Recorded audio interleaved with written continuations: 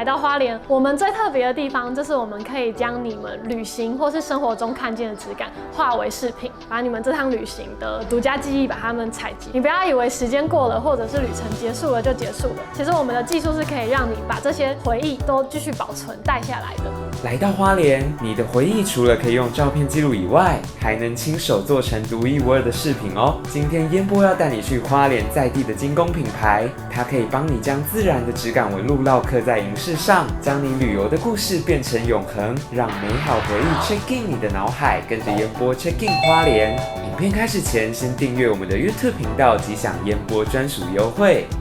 Hello， 大家好，我是雨宁 Naturally 手作精工的创办人。那我们这个品牌是以采集质感为主题的精工品牌。那今天很开心可以带着大家一起来探索我眼中的花莲。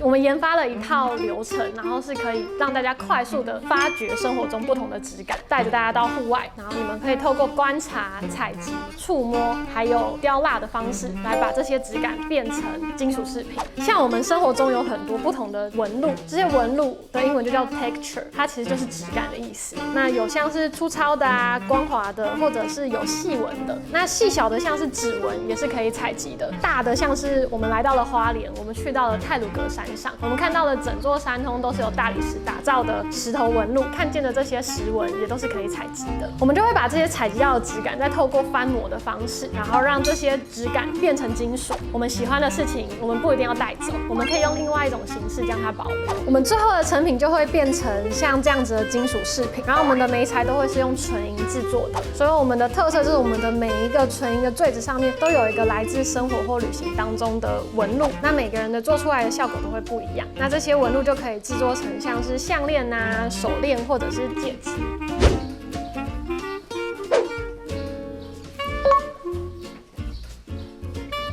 来到花莲一定要去的其中一个景点就是鲤鱼潭，大家一定觉得鲤鱼潭有什么好推荐的？Naturally手作精工就是可以找到他们不一样的地方。鲤鱼潭很多的蕨类，就是大部分人去到鲤鱼潭都不会注意的事情。那我们今天是也可以透过采集质感这件事情，让这些蕨类可以被我们制作成饰品。那我们现在带大家来到鲤鱼潭，然后你们都可以看我们后面的风景。今天天气真的是超级好，然后我们待会就是要模拟带大家一起到户外去采集，在这个旅程中看见的质感，然后待会我们会一起到工作室把它做成我们的质感坠子。那他们脚踏车是一整天计算的，所以只要200元就可以租到协力车玩一整天。那鲤鱼潭有很长的一个环湖步道，所以你们就是可以穿梭在他们的步道间。那在环湖的过程，你就是可以看到很多蕨类啊，或者是湖边的景色。根据花东纵谷国家公园的统计，鲤鱼潭这边有304种不同的生态植物。我觉得来到鲤鱼潭最好看的就是我们在散步的过程，看向潭的这个方向，你会看到就是我们的树林啊，然后加上光影这样子穿梭间的这个画面，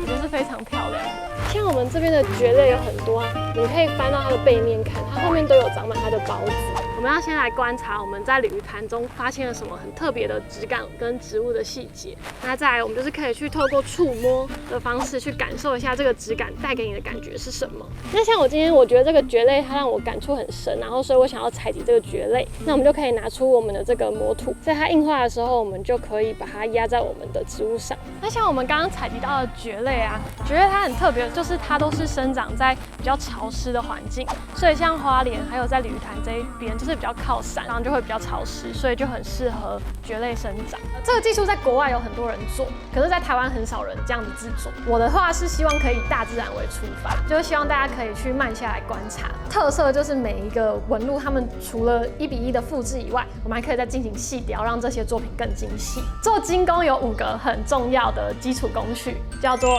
锯、锉、焊、敲、抛。我们会透过锯工和锯丝，在银条上面锯出我们想要的形状跟造型。锉的话，就是我们会使用锉刀锉出我们想要的形状。焊的话，就是金属结合一个很重要的步骤，是让金属变成一体成型。那在敲的步骤，我们会在金属上面制作不同的纹路。抛就是最后一个收尾的步骤，就是我们会进行抛光，让我们的成品有亮晶晶的感觉。就算是新手第一次接触精工的人来，也都可以完成一个很漂亮的作品。我有很多客人是来到花莲旅游的观光客，那很多人是情侣，他们可能来到这边做生日的对戒或是周年的对戒，所以他们做戒指的时候就会采集对方的指纹。还有很多人是因为很喜欢花莲，然后我们就会带着他们到他们熟悉的花莲的景点，然后他们可以自己去采集那个景点当下的纹路，枫叶的叶脉啊，或者是球果的果实，或者是大理石的纹路。那我们就会把这些纹路再把它们制作成戒指或是项链。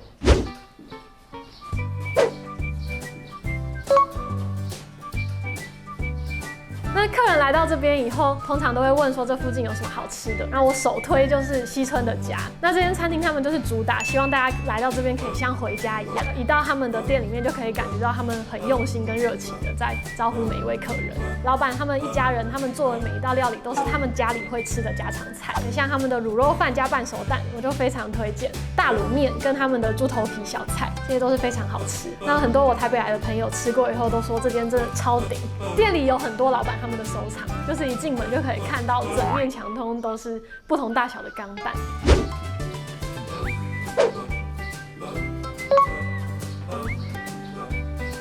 牛东家也是我非常推荐的餐厅，因为他们家很特别，就是他们家的辣椒是自制的。那像我平常是不吃辣的人，可是他们家辣椒真的非常香，所以我每次去都一定会点一盘烫青菜，再加他们的自制辣椒。他们的面条有3种面条，都是自己制作，是拉面、细面跟宽面的。那他们的拉面口感非常好。那因为我自己平常吃比较清淡的口味，所以我都会点清炖牛肉面。他们的清炖汤头是有加入枸杞、香菜跟姜丝去提味，所以他们的汤头喝起来会非常清爽。那如果你平常如果喜欢比较重口味的话，他们的红烧也是非常的好吃。就是我们的特色就是希望每个人都可以拿到一个独一无二属于自己的回忆，所以我们的作品都没有开模，这个回忆把它变成饰品佩戴，对大家来说都会是一个更有意义的存在，就不只是一个饰品。就比方说你今天来到鲤鱼潭，那鲤鱼潭你会在湖里面骑天鹅船，你今天觉得那个天鹅船的脚很可爱，你就去采集它的脚，这也都是可以的。是我有一个支线是采集他们的故事，然后我透过我的创作把他们的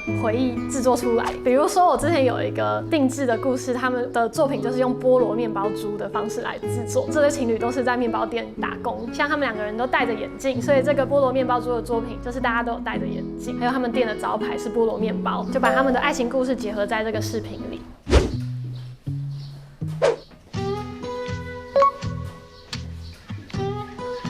讲到面包，就会想要带大家一起来到花莲一间很有名的外带咖啡店，它叫做散步咖啡。他们最特别的就是他们的肉桂卷，就是每天都是自己现做，会有限量。我自己最喜欢柠檬口味的肉桂卷，因为它的那个肉桂卷上面会撒上满满的柠檬糖霜，就是他们肉桂味很浓，而且分量很大。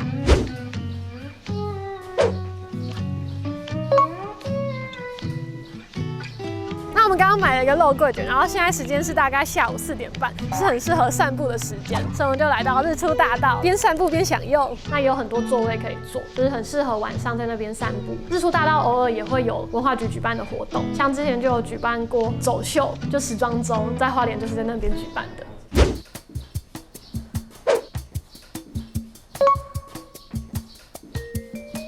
因为花莲文创园区的前身是花莲酒厂，很特别，就是你可以观察我们路边的水沟盖，每个水沟盖上面通通都有酒的标示。大家可能没有发现，就是花莲其实是一个很喜欢办艺文活动的地方。那像花莲文创园区就是一个会聚集花莲文创的地方，那每个周末都会有举办不同的市集活动。那像最近的话，会有花东原创生活节，就结合了很多花莲的工艺家会在那边展出。那还会有酿市集，去选购自己喜欢的手作饰品，像精工陶艺、编织、草木染，在那边都可以找到。我也是很常跑市集，所以说不定你们到那边也可以遇到我哦。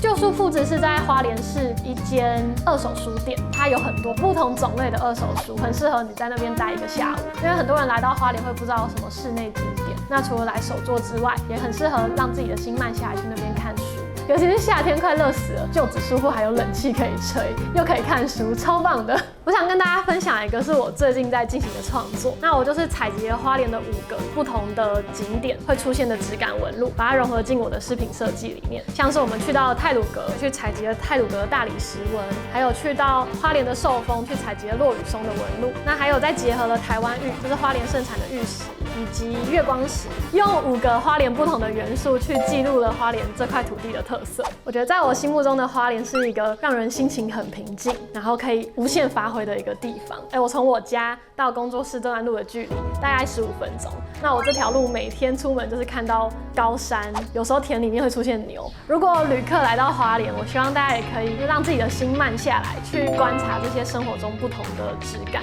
那如果你在花莲旅游这段期间，你有发现你很喜欢的质感，那不妨也可以来到 Naturally 手作精工，把你们这趟旅行的独家记忆把它们采集变成视频。不管是你是跟着朋友，或者是情人，或者是家人一起来，独旅也欢迎。那欢迎大家有空的周末都可以安排来花莲玩，也欢迎大家订阅烟波的 YouTube 频道哦。烟波 Check-in 花莲，吃喝玩乐一把抓。订阅我们，带你认识更多台湾在地好滋味。我们下集影片见啦！